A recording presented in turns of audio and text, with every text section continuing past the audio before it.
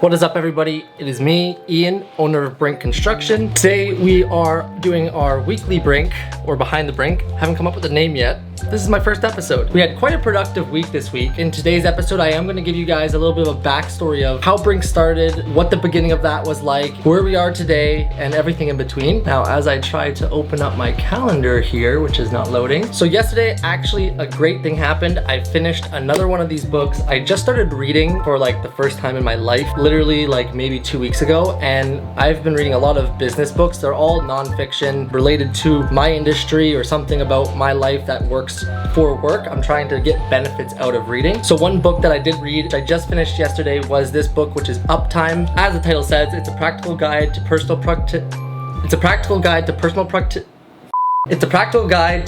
productivity and well-being. I think it's good for not just business owners, but even just like people who are working in an industry where you deal with like a lot of meetings or a lot of like just tasks that you want to be more productive with. It talks about calendar organization, setting tasks lists, meeting organization. Now, some of the things in this book weren't super related to me, but I definitely think it was a good book and I would definitely recommend it. I actually did start another book today called Lean Marketing, which I'll probably show you in another episode because it's not in the room with me and I'm too lazy to go get it. That book I started reading today and I got past the first chapter. I like to kind of start my morning with about an hour of reading. That way I can kind of lean into my days slowly. Lean marketing. Now, in terms of what we've actually got done this week, Monday we started going to one of our projects that we're currently working on. Unfortunately, when I'm starting the series, you're not going to really be able to see the actual progress of this project fully through. We're doing quite a big project up in Richmond Hill, Ontario. It's a full house renovation. Initially it started with a very last minute call from a customer to start to try to schedule this project, and doing my absolute best to try to assist the customer with being able to get this project done for them with a very strict timeline, as well as very little notice to be able to actually do our pre-construction phase, which we typically like to do. So it's a little bit of a hectic project, but we are getting it done. But other than that, what we also have been doing this week is working on starting a new project in Toronto, Ontario. This project is a small studio apartment. Unfortunately, I don't have any footage of that for you right now, but it's very tiny, but we're doing quite an awesome project in there. We also had a pretty productive week behind the scenes in Brinq, where we're working on new systems, new processes. I did an awesome coaching session with my coach yesterday. I also decided to come up with this series, which I am going to try to, keep up with and be consistent with. As much as the series may be a little bit of more disadvantage for me because I'm almost showing some of my trade secrets, I am going to try to keep it professional and as transparent as possible. I don't really see too much of a disadvantage in having that transparency because my goal as a business is to try to change this industry. There's always been this saying that contractors are scam artists or contractors are bad people. Like, we created an entire ebook talking about how to hire a contractor, things to look out for, red flag, and we give that to our customers because we want to make sure that they make the right buying decision, whether it's us or another company. So back to kind of what we've been working on this week. So one thing that I've adopted is this massive whiteboard. As you can see, it goes all the way from the floor and all the way to the ceiling. It's 8 feet tall by just under 4 feet wide. I got it on Facebook Marketplace for like 50 bucks. The tape that came with it was so crap because it's like a roll-up one, right? It just peeled off like pretty much instantly, like the next day. So what I did over the weekend is I installed this trim here. I painted it to match the wall color because I didn't have any trim paint, and I'm not going to be paying for trim paint just for a small project like this. But the goal of this whiteboard is to assist me in designing systems within our business. I am going to talk more about that in the future. I'm building systems within my business to not only be able to benefit me, but also to be able to benefit my customers and make it so that our product is repeatable and they constantly are getting the product that I want them to get, not just randomize it every single time a customer calls me. They're getting a random experience every time, because that's not how you grow a successful business. You need processes and systems in order so that you can then make sure that the product that you provide or the service that you provide is repeatable and up to the expectation of what you want. A process and system also assists where if something is not going correct in the business, or there's a part where you're noticing people are having issues, a system can be looked at and figure out where you can make a change to get rid of that issue. The thing about a system that also really helps a business is not only just on the customer or the product side, but also when it comes to managing employees. One thing I learned from this book here, which I recommend every contractor gets, it's called The E-Myth. I actually really enjoyed this book, and this was the first book that I read on my journey of reading books. And since I've read this one, I have read now 1, 2, 3, 4, and I'm on my 5th book since August of 2024. We are just starting November right now. So that's about 3 months, and I've read 4 books compared to literally reading 0 since I was like, I don't know, maybe 10 years old. I read Geronimo Stilton. But either way, the thing that they say in this book, which I think is super useful and honestly so true, is that people can't be managed, but systems can. So if you build a system in a business, you can manage the system, and then having good employees will follow that system, and that's basically managing employees. Now, the quote that I'm mentioning in this book might not be exact. At the end of the day, it is a great resource for any contracting business, and they also have different versions for different fields. So there's a few other different types of the E-Myth, which I will include on screen now. If you're in any of those trades, I haven't personally read them, but I would recommend trying them out because this one was a benefit to me. The next thing that's on today's list is we are going to go ahead and follow my schedule, which I will include on screen now. And the first step today is going to be on checking my emails and reviewing my task list to see how today is going to kind of plan out. Now, I did plan my day yesterday, as I am going to continue doing. That is something I actually learned from the book Uptime that I mentioned earlier. As I mentioned, step one is checking my emails and my task list, so I'm gonna get to it. Okay, so I finished up my emails. I also finished up all of our tasks that are related to our current projects that are going on. I actually finished things a lot sooner, so I was able to reduce my schedule and bring up the items that were below. So I'm technically like almost an hour and a half ahead of schedule today, which is amazing. But either way, so this next part of the video is gonna be what I call the weekly segment. I don't know for sure if this is going to become a weekly thing. The whole point of this segment is to kind of give you guys some sort of information about our company or some sort of like topic that can assist whoever's watching if the topic does relate to them. Today's topic, which doesn't necessarily assist the viewers, but more gives you guys information, and that's going to be the history of Brinq Construction. Where did it come from? Why was it started? How was the beginning of it? And where are we today? And everything in between. I think it's best, before we go ahead and start giving you guys the history of Brinq, let me give you the history of me. I am the owner of Brinq Construction. I first started in the construction industry at the age of 17 years old when I dropped out of high school. I just didn't like school. School was never really for me. I did suffer from a learning disability and ADHD, and unfortunately the school system didn't really assist me with that. Basically pushed me away from it, which then made me feel like I had to drop out because I just didn't enjoy it. It was difficult at the beginning because my parents and also the teachers were very upset with me with not attending school. What I ended up deciding to do from there was start at it's almost like a co-op program where you would work in the workplace to gain credits towards your actual education. Now, the benefit of the program that I worked with, they actually gave you not only the credits for your education, but also they would pay you for you actually working. So it's like a double win. You get your education and you get money. So at the age of 17, I think I might have been 16 and a half or something, but either way, I attended a program where they would help you find a job. At the time I was working at a grocery store at the time, and it was definitely an easy job. I was there since I was 15 years old. I decided that with this new program, I needed to find somewhere else because it wasn't exactly the right place for me to do that. The whole point of the program was to help you find a job, but actually I ended up doing the program and they tried to get me jobs, but they were basic jobs, McDonald's, something like that. Something just so simple, like this is not what I want to do with my life. So then at that point I decided I'm going to work in construction. Even people at the program said that's impossible, you're too young. I went off on my own and found a construction company to work for. The beginning of my journey started in commercial. We were building Dollaramas in Ontario. I was traveling across Ontario within normally 3 or 4 hours, building Dollaramas. I definitely climbed up the ranks. I was almost at the point of becoming a right-hand man, but then I decided to make a big change. Now, before I tell you what that change was, the thing about that company and what I take from it is that I definitely have learned a lot. Especially today, running my own business, that moment, that company I worked for, I learned so much from. So during working there, I was young. I was naive. I didn't like to take orders. So not only did that company really put me in my place and get me to grow up a lot faster, during my time working there, I would always either talk back to my superiors or sometimes just not listen. And they made it very clear what happens if you don't do that. Nothing physical, but just more in the sense of I felt it. And the bosses, the owners of the company who didn't work on the tools during my time there, they were just in the office, but they definitely made me realize the consequences for not doing a good job. And they didn't give me a raise. Everyone would get a raise at the end of the year. I didn't get no raise, and everyone else got a bonus but me. The other thing I take away from that company is how important processes and systems are. That company is very systemized. It's got a lot of processes in it. And at the time, I didn't even notice that this is actually important, but now running my company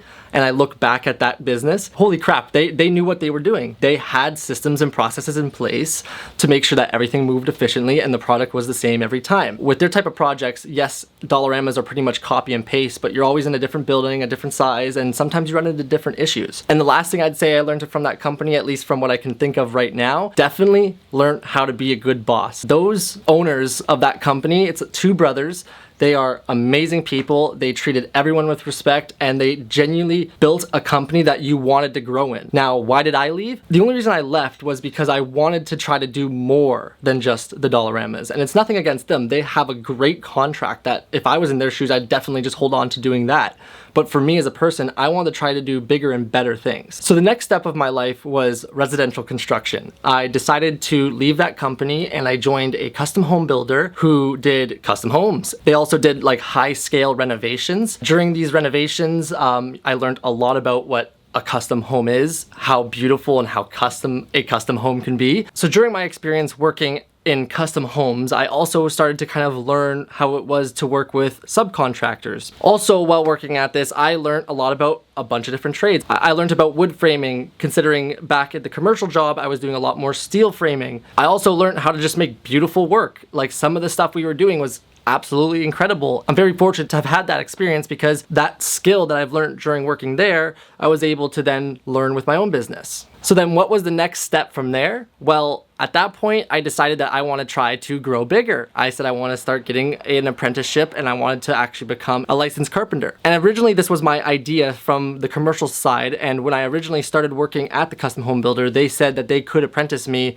which ended up just never happening. Then at this point, I decided, let me try looking into joining the union. So as I started at the union, we were doing high-rise buildings in downtown Toronto. I started as a finished carpenter. I was supposed to go to school and do all of that kind of stuff. And I was in the local 27. One thing that I quickly learned working at the union is I hate copy and paste, which is probably one of the reasons why I did leave the original commercial construction. With the union, I definitely did not like the copy and paste. I was there for about 3 months. So I called up my union rep and I said to him, I'm done. This is not for me. And he's like, wait, as most union reps will do. I can get you another spot tomorrow. You'll start here, this and that. So I said, you know what? I'll give it a try. This is 2020 of May. Now keep in mind, this is right at the beginning of COVID. I go to the next job site I was supposed to start at, and it was a homeless shelter in downtown Toronto. The work that they were doing here was very, just nothing. It was basically slap some taping on a hole in the wall that someone punched, and before you can even go back and sand it, someone's already came and painted it.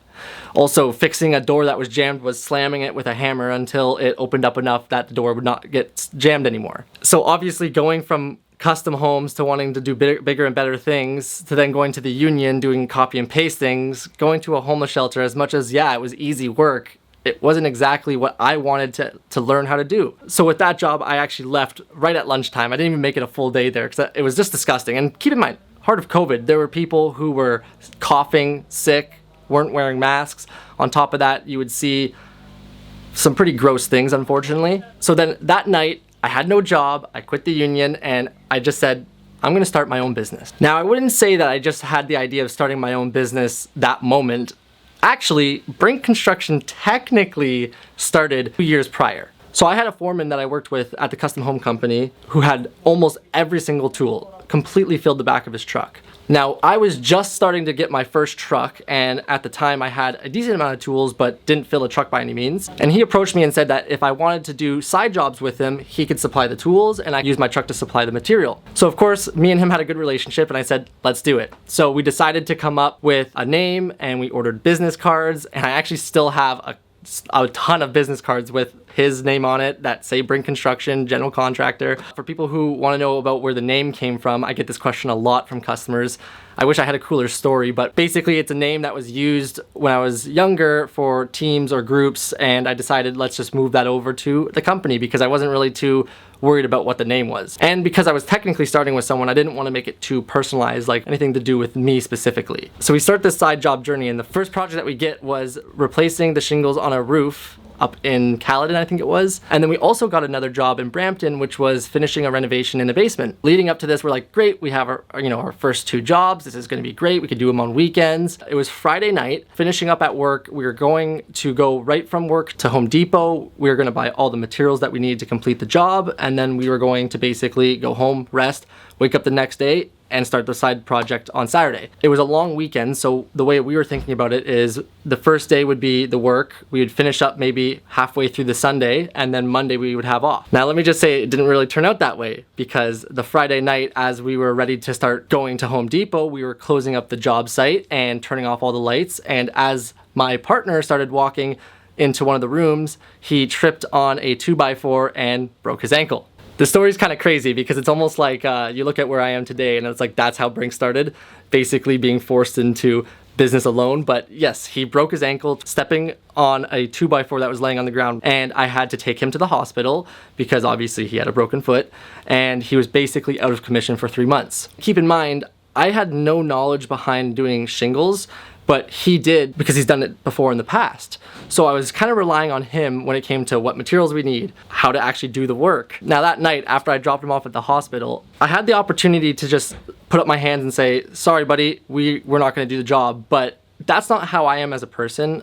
If I'm committed to something, I will get it done, and I will do it at my absolute best possible capabilities I can. In that moment, I decided I am going to take on this project, and I rushed home. I spent hours figuring out how to sheathe a roof and how to shingle a roof. I bought the tools that I needed to do the job. I also figured out what materials I needed. I was on forum pages. I got all of it done in one night. So that Saturday morning, I drove up there by myself and did the entire project. That entire project, it didn't just take me 1.5 days, but 3 days. It was Monday when I finished, and it was late at night on Monday. But nonetheless, I got the job done. Now, as I mentioned, I had another project, which was a basement renovation. Again, I wasn't too familiar with a lot of how to do the work, but I did my research and I figured out everything I had to figure out for the things that I didn't know. And then I had that scheduled for the following weekend. It was my first renovation project, which I am, proud of. It was definitely something that was interesting. I was hanging doors, I was doing trim, drywall. It was a really good experience. But nonetheless, I finished up that job, and then from there, that's kind of where Brinq stopped. I didn't plan on continuing because I didn't have a partner, and in the moment I didn't think that was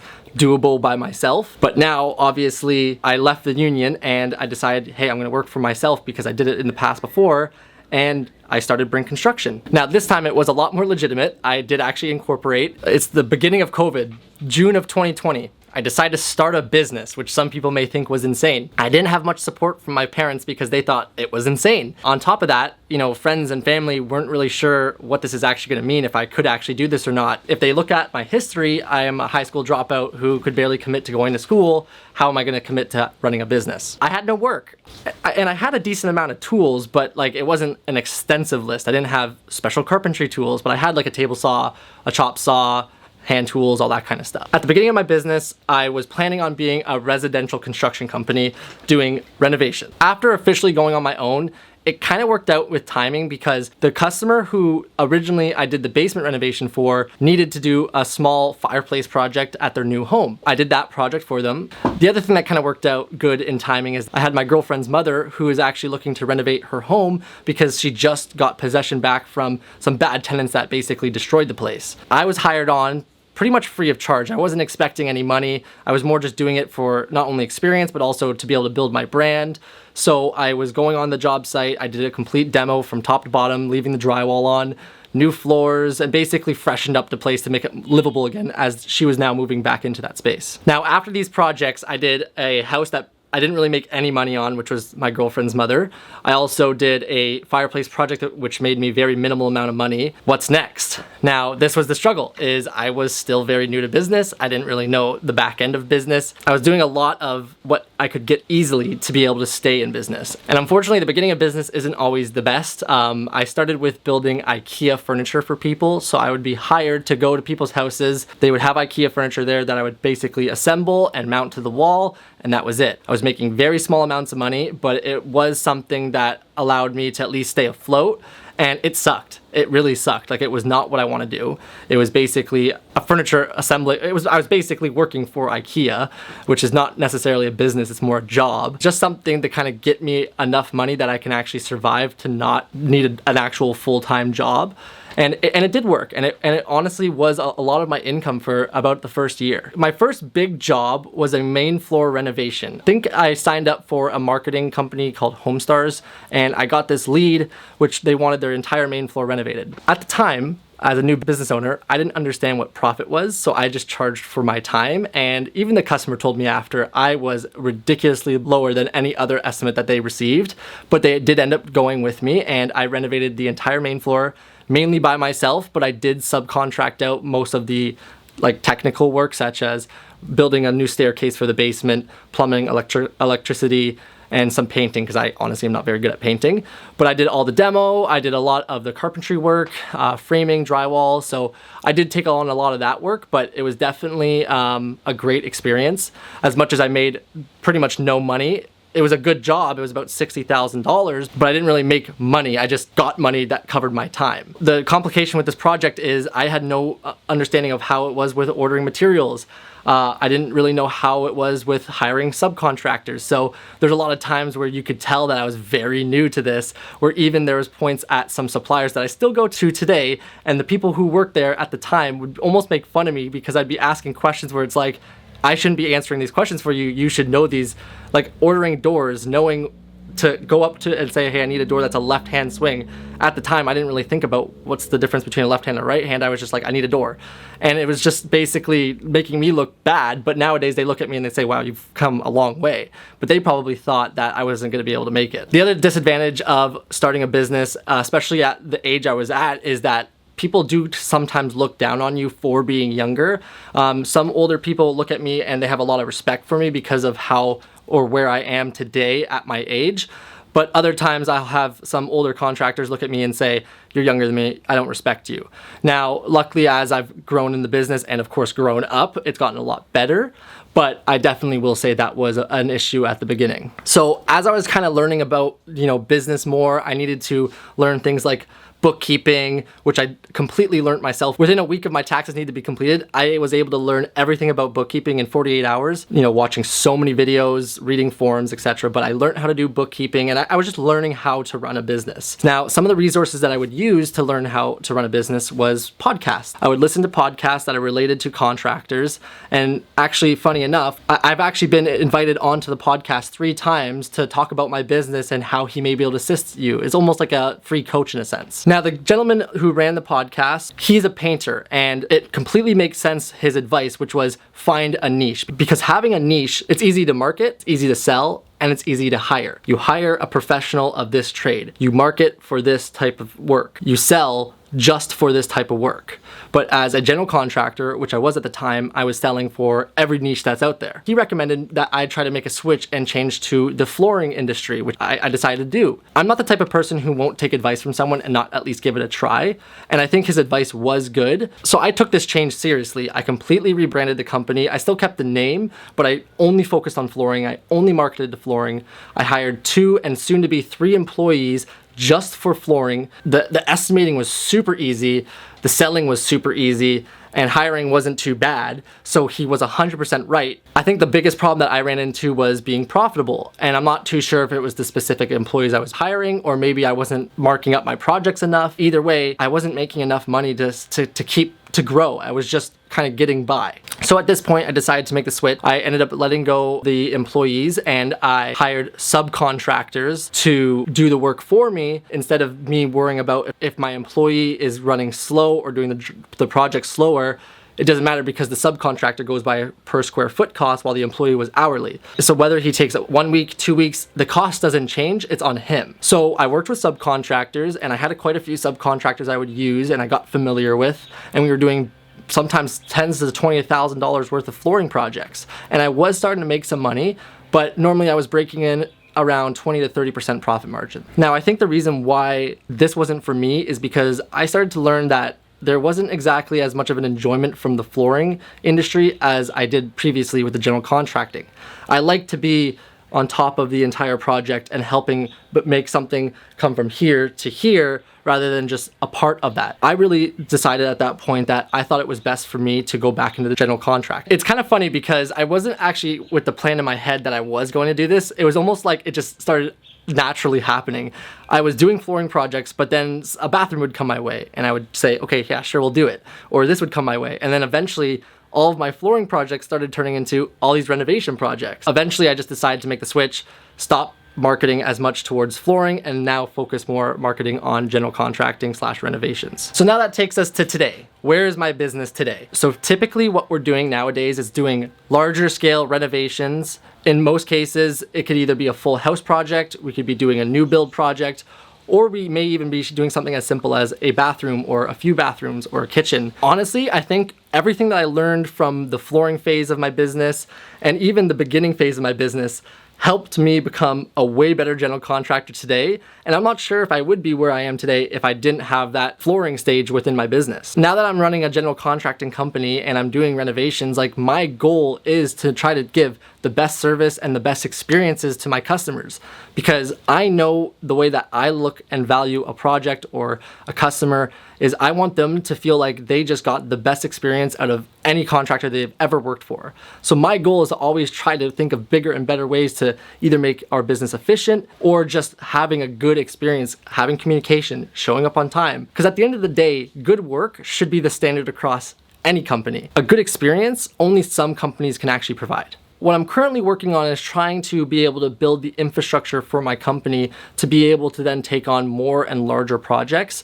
And I'm doing that through systems and processes. And I even actually hired a business coach, which I've now had for about a month. We do weekly coaching sessions where he's assisting me with figuring out the steps I need to take to be able to grow. I have had an office administrator in the past couple months. Unfortunately, she had to resign due to an illness. That was a good learning experience that I need to have systems and processes in place prior to hiring them, because there's a lot of times where they weren't sure what they should work on. There wasn't anywhere where they knew what to do next. That's kind of where we are today. Hopefully this video will kind of let you guys follow me along and see the remaining part of my growth within Brinq. Now, I'm not sure if this series is going to work out or if I'm going to be able to stick to it because I am very busy, but I'm going to try and we're going to see where it goes. And if this is the only episode you guys ever get, at least you get to know the backstory of Brinq. The reason why I've actually made this series in the first place was because I want a way of kind of showing transparency to my customers and what I do and my values. And I thought this series could be a good way of doing that. I also run into a lot of situations where there's other subcontractors or tradesmen that I work with that I notice are struggling in certain areas within their business. I want this series to be something that they can even gain something from, to be able to assist them with being able to run a better business. And of course, I want to be able to give the homeowner something in return as well. I want to be able to have some sort of segments or tips on here that the homeowners will gain some sort of information from to help better their renovation project, whether they're with us or not, or be able to have a better experience with upcoming projects that they may be having. Either way, I think that I spent a lot of time talking about our backstory and it's a good time to start getting back to work. All right, well, we are back in the office. I'm wearing the same clothes as in the video, but it is actually a week and a day later. I'm going to stop the video here because it is Thursday, the next week after you're seeing this footage, and it's a long video. I didn't realize that it's already at 27 minutes. So I'm gonna cut the video after this clip here, and the remainder of last week and pretty much most of this week, because it's been very I think I'm gonna make that into next week's episode. So technically it's like you got 1 day of Brinq last week and then you're gonna get 1.5 weeks of Brinq this week. Like I said, it's Thursday and I haven't edited this video yet because I've been so busy, and it's supposed to be uploaded tomorrow. So yeah, I'm gonna start editing this video, and I hope you guys enjoyed the video. If you guys want to learn about what shoe mold is all about, I'll put a video here. Also, look out for episode 2 or part 2 or next week, the next kind of video of our new series. So thank you all for watching, and I hope you guys enjoyed. Make sure to like and leave a comment if you want any advice or if you have any questions or any tips for me even. Let's make the comment section somewhere where people can share ideas and stuff. So again, we'll see you guys next week.